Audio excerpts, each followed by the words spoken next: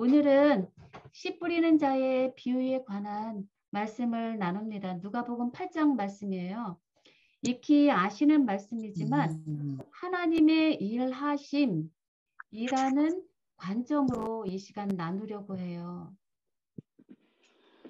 이 씨 뿌리는 자의 비유는 아주 중요한 말씀이죠. 예수님께서 제일 첫 번째로 언급하신 비유일 뿐만 아니라 그 뜻까지 세밀하게 풀어주셨습니다. 그리고 사복음서에는 3명의 저자가 기록해 놓았고요.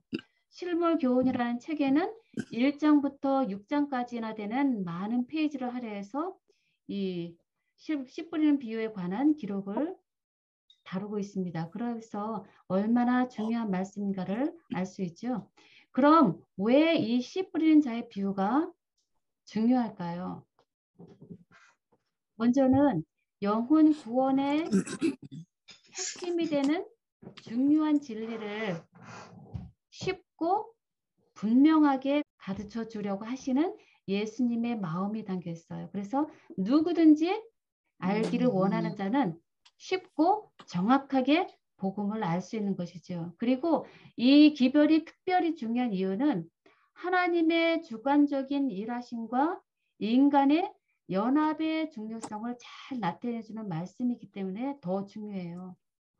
마지막 시대에 우리의 유일한 안전책은 예수 그리스도와 연합해서 하나가 되는 것이잖아요. 그래서 이 시간, 이 말씀을 통해서 우리는 열매 맺을 능력이 없는 우리를 예수님 안에서 열매 맺게 해주시려는 하나님의 깊은 속마음을 깨닫는 그런 시간이 되기를 간절히 소망합니다. 먼저 우리는 이 씨 뿌리는 자의 비유를 통해서 몇 가지 질문들을 할 수 있어요. 속으로 한번 생각해 보시고 답을 내보세요. 씨 뿌리는 자가 잘 뿌려야 하는가? 씨가 잘못 뿌려질 수도 있는 것일까? 옥토만이 결실을 맺을 것인가? 옥토가 아니면 가망성이 없는가?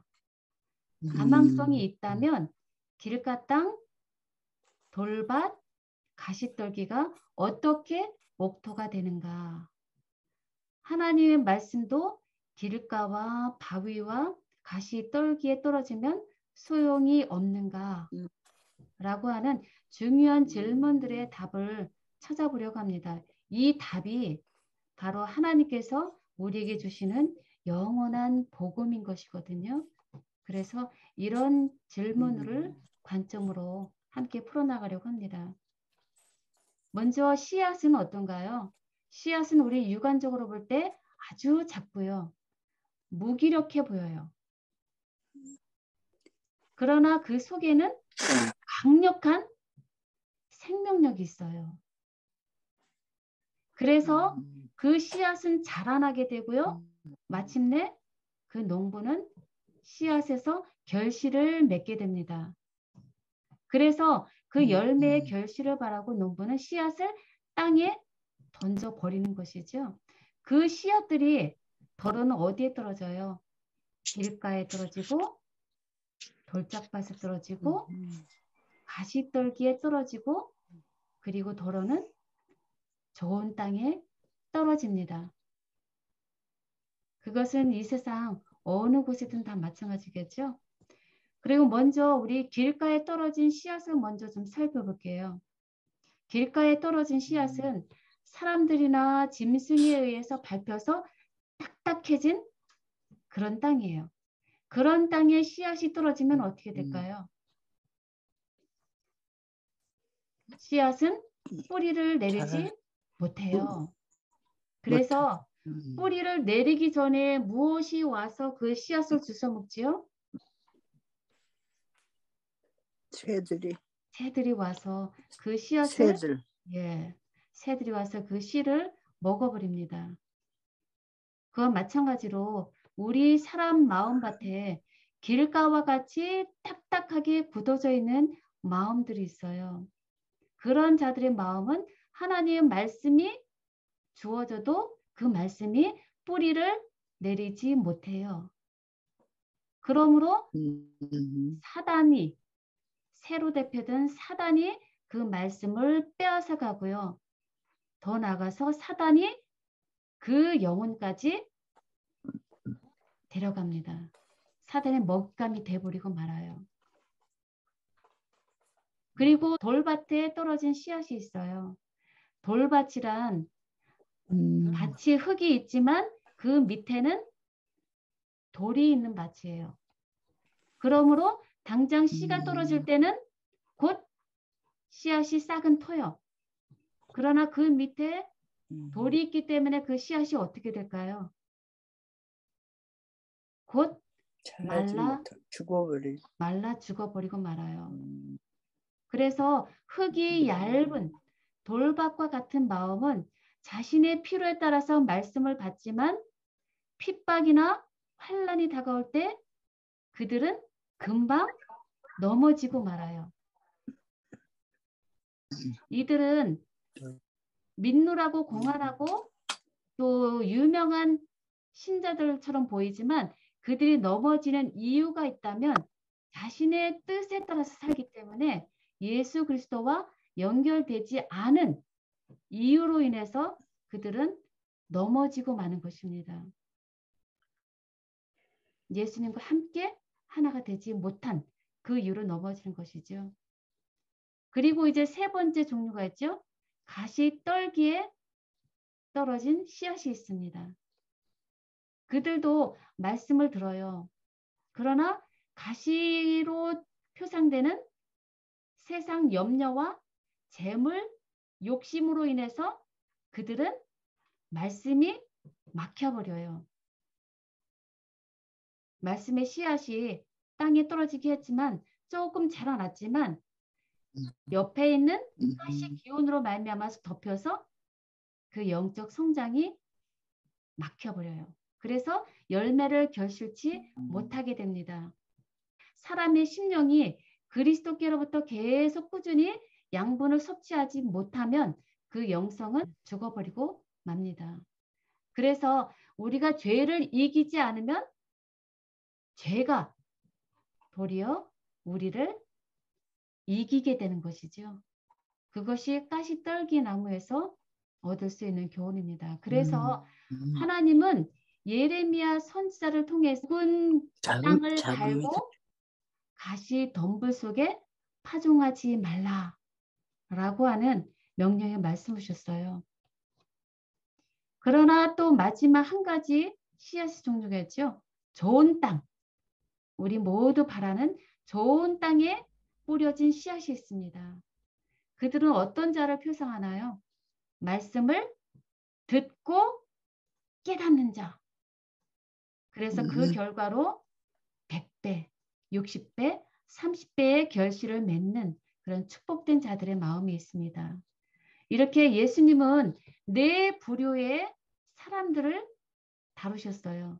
그 공통점이 있다면 무엇일까요? 네 부류의 공통점들은 다 같이 무엇을 들었어요? 하나님의 말씀을 다 들었습니다. 그리스도인으로서 하나님의 말씀을 다 들었어요. 그러나 새 부류들, 즉 길가 땅과 돌밭과 가시떨기 같은 사람들은 조금 있다가 그 말씀이 어떻게 돼요? 날아가 버린 자들이에요. 마음에 그 말씀이 새겨지지 않은 자들이에요. 그래서 그들은 열매를 맺을 수 없는 그런 공통점들이 있습니다. 그러나 옥토와 같은 마음은 어떤가요? 누가복음 8장 15절 보면 가장 정확하게 그 말씀을 기록하고 있는데요. 이렇게 쓰고 있습니다. 좋은 땅에 있다는 것은 착하고 좋은 마음으로 말씀을 듣고 지키어 인내로 결실하는 자니라 라고 말씀하십니다. 좋은 땅은 어떤 자들이라고요? 그 말씀을 듣고 마음에 지켜 결실하는 자. 그들이 바로 옥토밭이에요. 말씀을 지키다라는 단어를 원어로 보면요. 카테코라는 단어를 써요. 카테코라는 단어를 그 뜻을 보면 굳게 붙잡다, 단단히 지키다 라는 뜻을 갖고 있어요. 하나님 말씀으로 받아들이고 그리고 성령의 역사에 자신을 굴복하고요. 자신에게 있는 죄를 회개할 줄 아는 사람이에요. 그것이 가장 먼저 이루어오는 옥토밭의 변화예요. 그리고 그들은 진리를 알고자 갈망하고요. 그리고 그 말씀에 순종하고자 갈망합니다. 하나님 말씀을 듣고 지킴으로 그들은 결국 순종의 열매를 맺게 돼요. 그러므로 우리가 할 일은 하나님의 말씀을 받아들이고요. 그것을 굳게 붙잡는 그것이 오늘 우리에게 꼭 필요한 부분이에요. 우리 자신을 그래서 전적으로 하나님께 굴복시키는 생명의 말씀을 마음의 끝까지 굳게 지켜야 한다는 말씀이에요. 이 말씀을 잘 설명해 주는 성경 말씀이 히브리서 3장 6절 말씀이 있거든요. 이렇게 기록하고 있어요. 그리스도는 그의 집 맡은 아들로 충성하였으니 우리가 소망의 담대함과 자랑을 끝까지 견고히 잡으면 우리는 그의 집이라 라는 말씀입니다. 그리고 히브리서 3장 14절도 같은 맥락에 말씀을 하고 있습니다. 우리가 시작할 때 확실한 것을 끝까지 견고히 잡으면 그리스도와 함께 참여한 자가 되리라 라고 하는 약속의 말씀이 주어져 있습니다. 그래서 이 히브리서 말씀을 기록한 사도 바울이 바로 그런 믿음의 자세로 살았죠.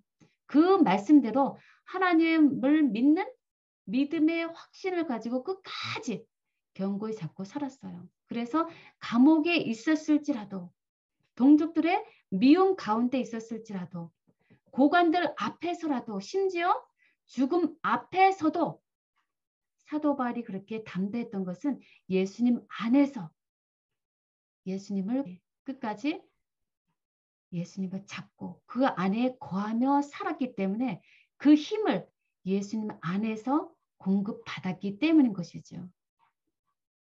그리고 사도 바울은 예수님을 만나서 자신의 부족함과 죄성을 정확히 깨달았기 때문에 예수님을 온전히 붙잡을 수밖에 없는 처지가 되어버렸어요. 자신 스스로는 속절없는 자임을 알 때 소망이신 예수님께로 나아갈 수 있는 것이잖아요. 그 예가 우리가 잘 아는 12년 동안 혈루증을 앓았던 그 여인도 마찬가지로 한 예입니다. 그 여인은 자신의 불치병에서 소망 없는 것을 너무나 확실하게 깨닫기 때문에 예수님의 옷자락을 붙잡는 일에 자신의 일생의 믿음을 다 집중했다라고 말씀하죠. 그 한순간에 자신이 모든 믿음을 집중해서 잡았던 그 이유 무엇일까요? 혈루증 여인은 자신이 사망의 골짜기를 다니고 있는 속절없는 처지임을 너무나 처절하게 확실하게 깨달았기 때문이죠. 그래서 그 절망과 아픔에서 벗어날 수 있는 유일한 소망이신 예수님에 대해서 믿음을 가지고 나갈 수 있었던 것입니다. 이렇게 자신의 무능력을 뼈저리게 깨닫는 자만이 예수님을 붙잡을 수 있는 것입니다. 우리 마음밭은 지금 어떤 처지에 놓여 있는가요? 여러분들도 길가 땅과 돌밭과 가시떨기처럼 열매 맺을 수 없음을 스스로 자각하고 계시나요? 우리의 상태를 올바로 알고 변화되기를 갈망하면서 하나님께 간구할 때 우리 기도를 하나님은 응답해 주십니다. 우리가 아무리 겨자씨만한 작은 믿음이 있을지라도 그 믿음이 나무까지 자라나도록 하시는 하나님의 은혜의 왕국을 우리에게 허락하시는 하나님의 은혜로 우리는 믿음이 조금씩 조금씩 자라날 수 있음에 우리는 얼마나 감사한가요? 그러므로 우리는 하나님의 말씀을 받아들이기 위해서 어떤 준비가 필요할까요? 농부가 씨를 발화시키기 위해서 먼저 땅을 잘 갈아 엎어야 되는 거죠. 그래서 그 다음에 씨를 뿌리지 않으면 안 되는 것처럼 우리도 우리의 마음밭을 잘 갈아줘야 하는 것입니다. 그래서 우리가 자신을 변화시킬 수는 없어요. 그러나 선택권은 우리에게 주어져 있습니다. 그래서 우리가 어떤 사람이 되느냐를 결정하는 것은 우리 자신에게 달려있기 때문에 우리는 목토를 만들기 위해서 끊임없는 부단한 노력을 해야 합니다. 그것이 우리가 해야 할 일이에요. 그 일이란 옥토를 만들기 위해서 죄인인 내가 나의 죄에 대한 깊은 회개를 해야 하는 것입니다. 그것이 밭을 가는 작업이에요. 결코 쉽지 않은 일이죠. 그러나 그 일을 반드시 거쳐야지만 우리는 다음 단계를 밟아 나갈 수 있는 것입니다. 우리 마음의 자아밭이 잘게 잘게 부셔져야 되고요. 그리고 유해한 사단의 잡초를 우리는 매 순간 보이는 즉시 뽑아내 버려야 합니다. 마음밭을 준비되고요. 그 다음에 하나님을 바라보는 것. 그것이 우리가 할 일입니다. 오직 창조주 하나님만이 생명을 발생시키시는 유일한 힘이십니다. 그분의 능력으로 모든 씨는 싹이 트고요. 자라나게 되고요. 열매를 맺게 되어 있습니다. 그래서 우리는 수확 때까지 씨를 심어놓고 계속 하나님을 바라보고 의존해야 합니다. 그러므로 길가와 돌밭과 가시떨기에 속한 우리일지라도 우리는 그런 상태에 언제까지나 머물러 있을 필요가 없어요. 지금 제 자신이 길가 아니면 가시떨기에 있을지라도 그것으로 슬퍼하고 주저앉을 필요가 없다는 거예요. 희망이 있다는 거예요. 그 희망이 무엇인데요? 오직 하나님. 하나님께서 우리에게 성령님을 보내주셔서 우리로 하여금 세상을 바라보게 하는 그 마력을, 사단의 마력을 깨트리시고요. 우리가 썩지 아니할 보화를 찾도록 우리 마음에 선한 욕구를 불러주셔요. 우리는 성령의 세미한 음성에 귀를 기울여서 우리 자신의 주파수를 하늘에 맞춰야 합니다. 그리고 우리의 눈을 예수께 돌려서 그 얼굴을 주목해야 합니다. 그래서 그 하나님의 능력과 우리 인간이 연합할 때 우리 자신의 힘으로 할 수 없는 것을 우리는 할 수 있게 되는 것입니다. 우리 스스로는 멸망으로 가는 것이 지극히 당연한 사실이에요. 그러나 하나님의 자비와 은혜는 어떻게 해서든지 우리에게 생명을 주시려는 것이 하나님의 속 마음이에요. 그래서 그것을 성경에서 두 가지 법칙의 말씀으로 우리는 확인할 수 있습니다. 두 가지 법칙이 있어요. 하나는 자연 법칙이고요. 또 다른 하나는 초자연 법칙이에요. 이 두 법칙은 다 하나님께서 만드셨고요. 불변하는 법칙이에요.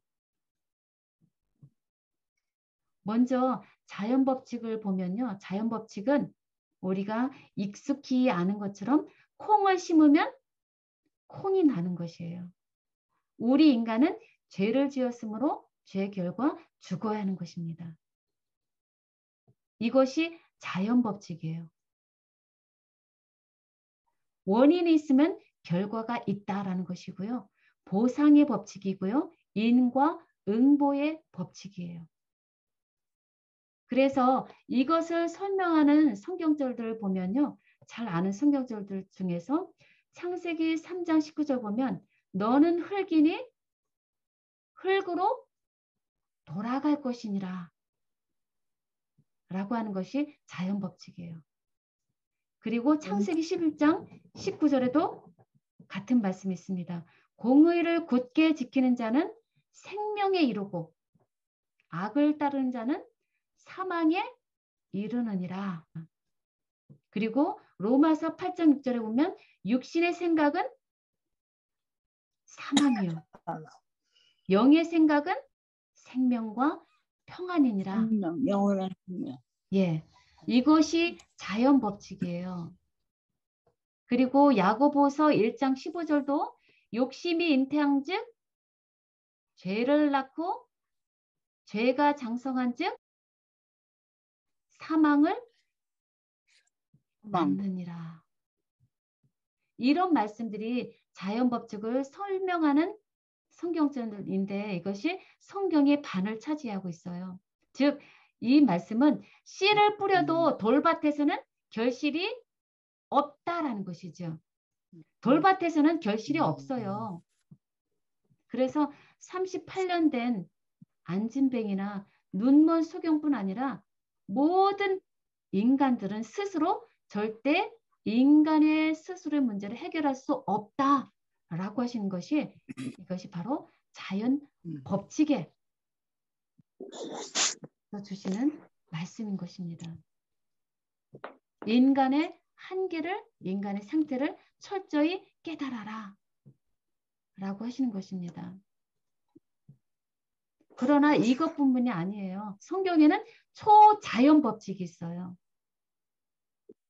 초자연 법칙이란 이것은 자연 법칙을 깨는 것이 아니고요. 그 위를 넘어가는 하나님 나라의 법칙이에요. 예수 생명의 법칙이에요. 우리 인간의 한계를 아시는 하나님께서 어떻게든지 죄인을 구원해내서 살리고자 하시는 하나님의 깊은 은혜의 속마음,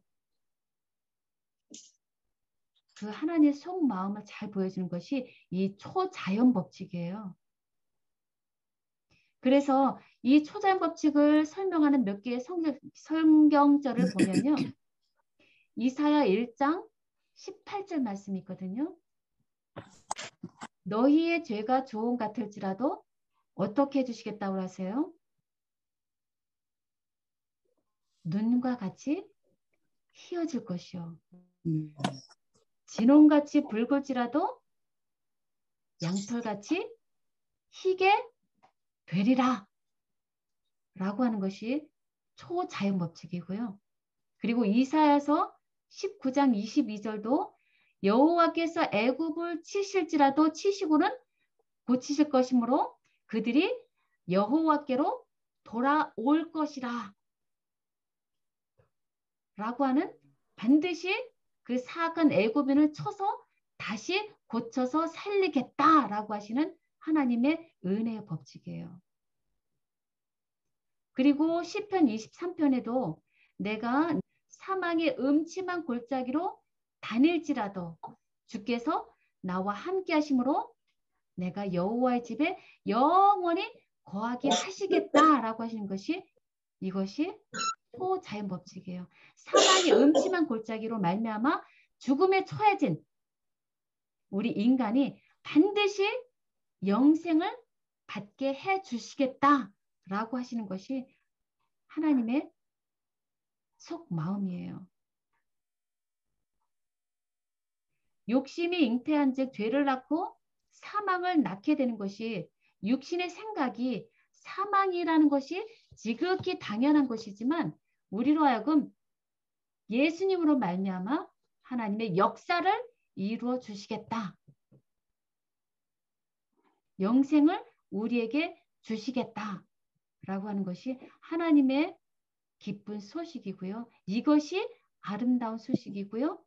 영원한 복음인 것입니다. 무명인인 우리를 유명하게 해주겠다. 소경인 우리를 눈을 뜨게 해주겠다. 죄인을 의인으로 살게 하겠다. 죽은 자를 살게 하겠다. 사망을 영생으로 이끌겠다. 라고 하시는 것이 초자연 법칙이고요. 하나님의 속마음, 영원한 기쁜 소식입니다. 돌밭과 길가 땅과 가시덤불에 떨어진 것 같은 생명과 열매 없는 우리를 어떻게든지 옥토로 만들겠다. 라고 하는 하나님의 강한 의지, 결심, 하나님의 사랑. 이것이 복음인 것입니다. 오직 하나님만이 죽은 자를 살리시고요. 없는 자를 있는 것으로 부르시는 분이십니다. 죽은 자를 어떻게든지 다시 살리시고요. 결코 우리를 떠나지 않으시고 우리를 잊지 않겠다고 하시는 하나님의 마음. 그 마음이 오늘 우리에게 다시 한번 깊이 각인되길 바랍니다. 우리 인생은 한 줌의 흙으로 돌아가는 것이 기정사실입니다. 그러나 그렇게 끝나도록 내버려 두지 않겠다. 그래서 독생자 예수를 보내신 하나님의 속마음과 일하신 그것이 영원한 복음이라는 거예요. 우리들 가운데 누가 의인인가요? 누가 건강한 자이고 누가 옥토인가요? 의인은 스스로 의롭다는 자가 결코 의인이 아닙니다.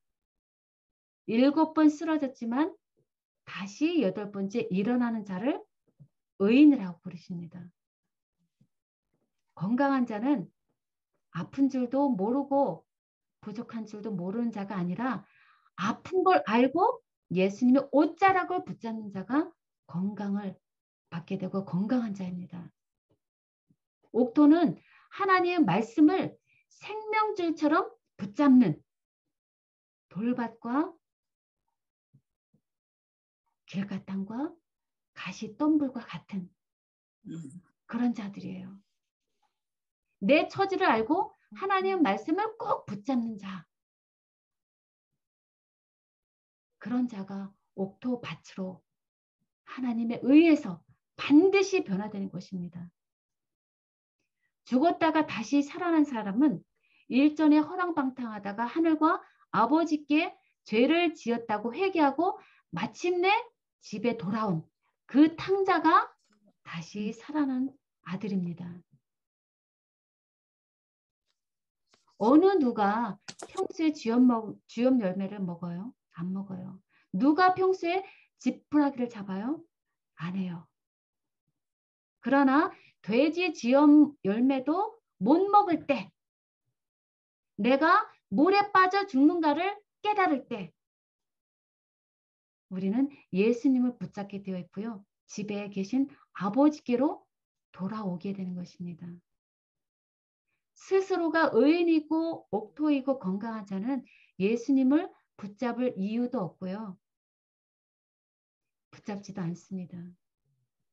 그런 자들에게 예수님은 내가 살았다 하는 이름은 가졌으나 죽은 자로다 라고 말씀하십니다.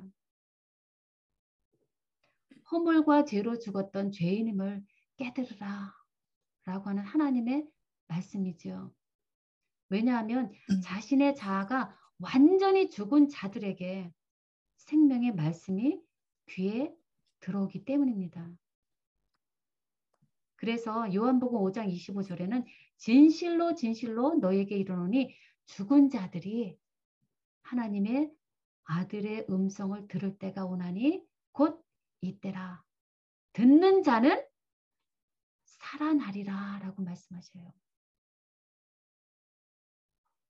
누가 살아나요? 하나님 말씀을 듣는 자.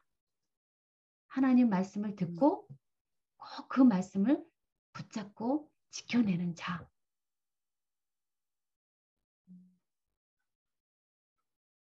그런 자가 살아난다라고 말씀하십니다.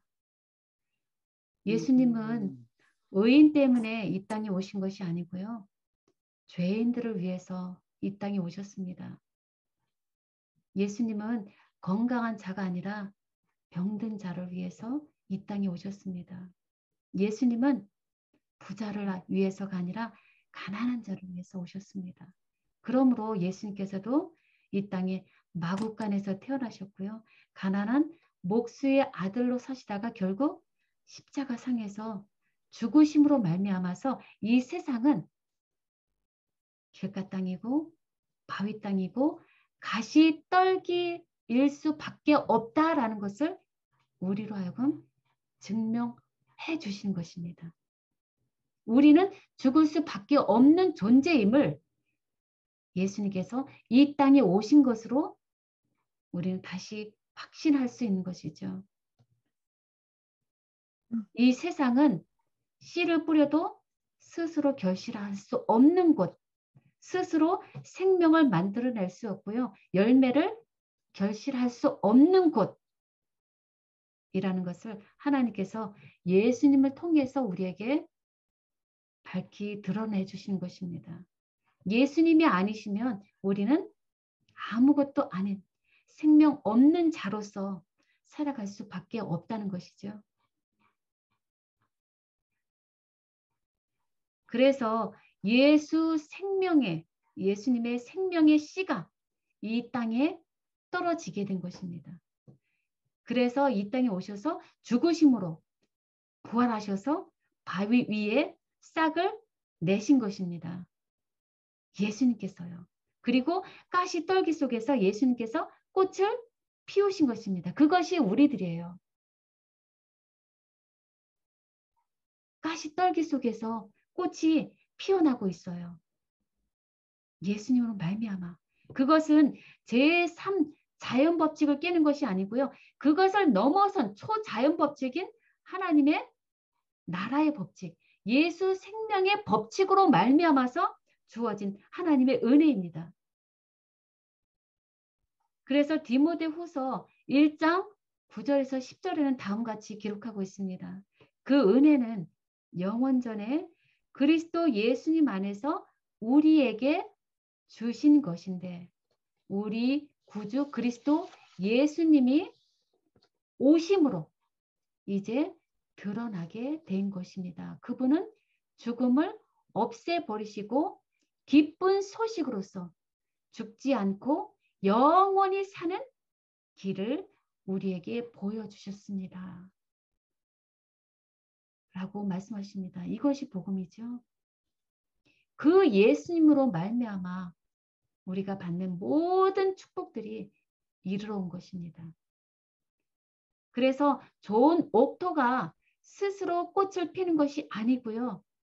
하늘의 생명의 꽃이신 예수님이 이 땅에 와서 피심으로 말미암아 이 돌짝밭이 꽃밭이 되어지는 것입니다. 그것이 그 변화가 복음인 것이죠. 돌짝밭은 꽃이 생명이 없지만 예수님으로 말미암아 우리가 옥토밭이 되게 해 주신 것입니다. 이를 아니할지라도 경건하지 아니한 수많은 돌짝밭에게도 꽃을 피우시는 예수님을 믿는 자에게 그의 믿음을 의로 여기시는 하나님의 은혜 가운데서 우리가 지금 살아가고 있는 것입니다. 그래서 이런 노래가 있죠. 사막에 샘이 넘쳐 흐르리라. 사막에 꽃이 피어 향내 내리라. 주님이 다스리는 그 나라가 되면은 사막이 꽃동산 되리. 사자들이 어린 양과 뛰놀고 어린이들 함께 뒹구는 참사랑과 기쁨의 그 나라가 이제 속히 오리라 라고 하는 이 찬미의 가사가 바로 하나님께서 우리에게 주시는 진정한 복음입니다. 사막은 결코 샘이 있을 수 없어요. 사막은 결코 꽃을 피울 수 없습니다. 그러나 하나님은 어떻게 하신다고요? 샘이 넘쳐오르게 하시고요. 사막이 꽃이 활짝 피는, 향내 내게 하는 그런 곳으로 변하게 해 주시겠다 라고 하는 것이 지금 우리에게 주시는 복음인 것입니다. 그리고 그 나라가 이제 속히 올 것입니다. 그러므로 우리가 할 일은 무엇인가요? 이제 우리는 성령의 은혜를 더욱 간절히 간구해야 합니다. 내 상태를 더욱 절실히 바라보게 하시고 하나님 말씀을 더욱 깊이 받아들이고 그 말씀을 굳게 붙잡는, 인나를 굳게 붙잡아서 그래서 결국은 하나님의 말씀에 굴복되어지는 삶. 그래서 지금 이 순간 우리가 그리스도께서 우리 안에 거하시면서 하나님의 말씀이 결실되기를 기다리면 결국 하나님께서는 우리로 하여금 100배, 60배, 30배가 되는 성령의 열매를 맺게 해 주십니다. 그것을 믿음으로 바라보고 살아갈 때 하나님은 그 약속을 성취시켜 줄 줄 믿습니다. 그래서 요한복음 3장 16절에 하나님의 세상을 이처럼 사랑하사 독생자 하나의 생명꽃이신 예수님을 우리에게 주셨어요. 그리고 우리는 그를 믿을 때 우리는 수많은 돌짝밭이었지만 예수님을 믿을 때 우리는 멸망치 않고 영생을 얻게 되는 것입니다. 반드시 우리로 하여금 영생을 얻게 하시겠다 라고 하는 하나님의 강한 그 의지가 우리에게는 얼마나 큰 복음인가요? 심는 이나 물준 이는 아무것도 우리는 아무것도 아니지만 오직 자라나게 하시는 하나님으로 말미암아서 우리는 각자 자기가 일한 대로 자기의 상을 받게 해 주시겠다라고 하는 상급의 약속이 있습니다. 우리 자신은 하는 역할을 볼 때 지극히 작고 미약해 보이는 것이 사실입니다. 그러나 자신의 도시락을 예수님께 내맡긴 그 한 소년으로 말미암아 예수님은 오병이어의 기적을 일으킬 수 있었습니다.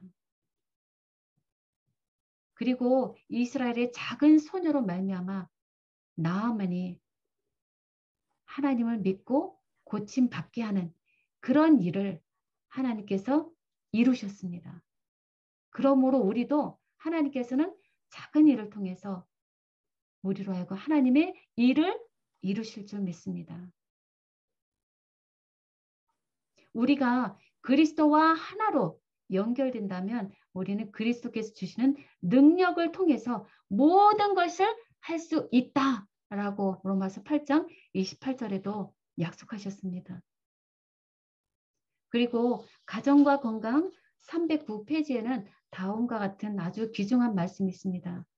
모든 진실한 제자는 한 사람의 선교사로서 하나님의 나라에 태어난다. 그는 구주를 알게 되자 즉시 다른 사람들에게 그분을 알려주고자 열망한다. 구원하고 거룩해 하는 진리를 그의 마음속에 숨겨둘 수 없다. 생명수를 마시는 사람은 생명의 샘이 된다. 받는 자는 주는 자가 된다. 마음속에 있는 그리스도의 은혜는 사막에 있는 샘과 같다. 우리는 모든 사람을 새롭게 해주고 죽어가는 사람들에게 생명수를 마시게 해주고자 갈망하게 된다. 이 같은 일을 함으로 우리는 단순히 우리 자신의 유익을 위하여 일하는 것보다 더 큰 축복을 받게 된다 라는 아주 귀중한 말씀이 있습니다. 우리가 구원의 기쁜 소식을 전하기 위해서 일함으로써 부족에 가까이 나아가게 된다는 이것이 하나님의 나라의 법칙이라고 생각합니다. 이제 추수 때가 이르러서 예수님께서 뿌린 씨앗의 수확을 위해서 예수님은 곧 오십니다. 수확할 열매, 곧 익은 곡식을 거두러 오는 것이죠. 그리스도의 품성이 우리에게 맺힐 때 그분은 우리, 당신의 것, 즉 의인들을 찾아서 하나님 나라의 집으로 데려가실 것입니다. 그때 우리 모두 예수님의 결실의 열매로서 거두어들여지고 우리로 말미암아서 더욱 많은 영혼의 결실의 축복이 있게 해주시기를 간절히 소망합니다. 반드시 우리들은 그런 축복에 들어가야 되고요. 그리고 그렇게 해주실 줄 믿습니다. 우리는 할 수 없을 때 성령님을 통해서 함께 일하게 하시는 하나님의 일하심에 이 시간 다시 한번 하나님께 감사와 찬양 드리고 싶습니다. 아무쪼록 우리 자신이 주님이 거하시는 옥토가 되도록 말씀이신 예수님을 꼭 붙잡고 함께 살고 함께 일하며 주님이 기뻐하시는 믿음의 가족들 되시길 간절히 소망하면서 오늘 말씀 마치도록 하겠습니다.